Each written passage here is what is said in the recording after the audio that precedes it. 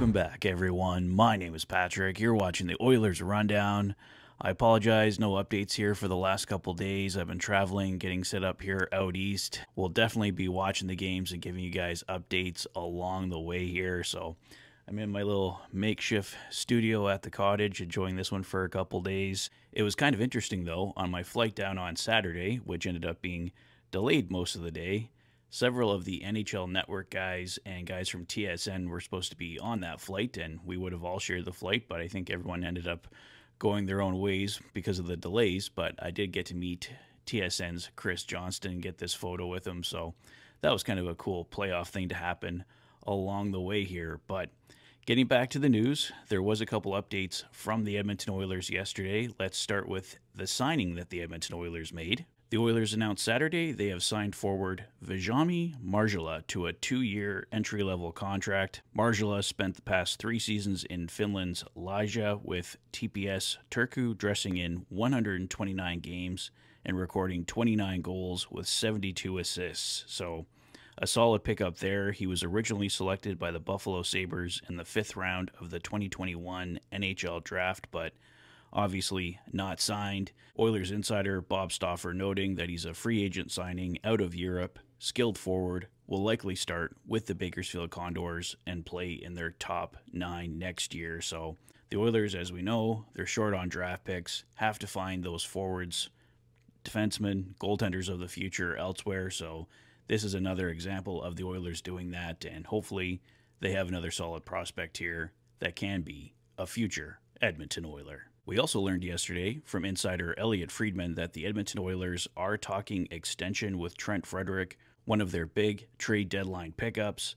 Trent Frederic has kind of been hit and miss so far as an Edmonton Oiler. He's played really well at moments, but at other moments you're wondering where he is. This would be kind of, if the Edmonton Oilers get it the way they want, a long-term contract that I believe is under $2 million or right around that range, but we'll see if it actually comes to fruition here. But Elliot Friedman saying that he's hearing that the Oilers are working on a long-term deal for Trent Frederic and that he's likely sticking around. So I'm kind of happy in that regard. I hate giving up a bunch of draft picks for a player that the Oilers just lose come summertime. And Trent Frederic, like many other Edmonton Oilers, came into these playoffs injured. I don't think he's at 100% or even close to it. So we may have a much better player here than what we've seen so far in this playoff run. And the bigger news coming out of yesterday was that the Edmonton Oilers may potentially be without Ryan Nugent-Hopkins tonight. He is apparently a game-time decision, obviously battling something. At yesterday's practice, Jeff Skinner was skating in his spot with Connor McDavid and Corey Perry. The second line remained the same, Kane, Draisaitl, and Kapanen. A third line of Frederic, Henrique, and Brown. A fourth line of Podkolzin, Janmark, and Arvidsson.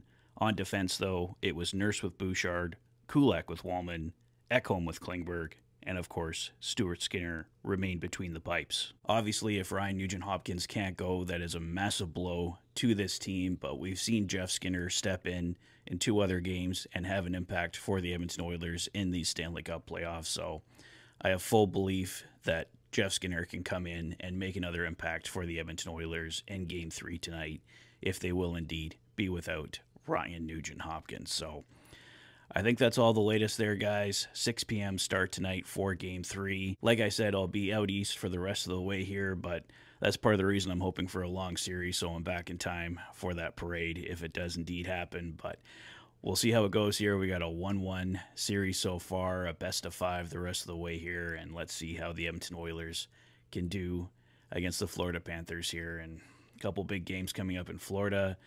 Going to be a really strong test for the Edmonton Oilers. I think they at least got to get a split, but if they can get a couple wins, go home up 3-1, it's a really great possibility for Game 5. But let's not get too far ahead of ourselves here. Like I said all along, these are 2 very evenly matched teams. Guys like Brad Marchand coming through big for the Florida Panthers. Leon Draisaitl's been massive so far for the Edmonton Oilers.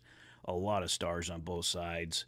Sam Bennett, haven't really talked about him too much, but we all know what Sam Bennett has done in that crease for the Florida Panthers.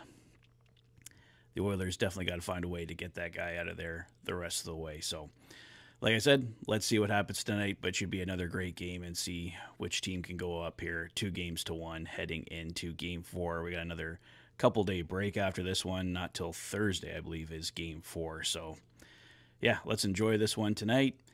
But that's all for me for now, guys. I will see you following the game right here on this couch for the Fanatic Rundown. Let me know your thoughts heading into Game 3 in the comment section below.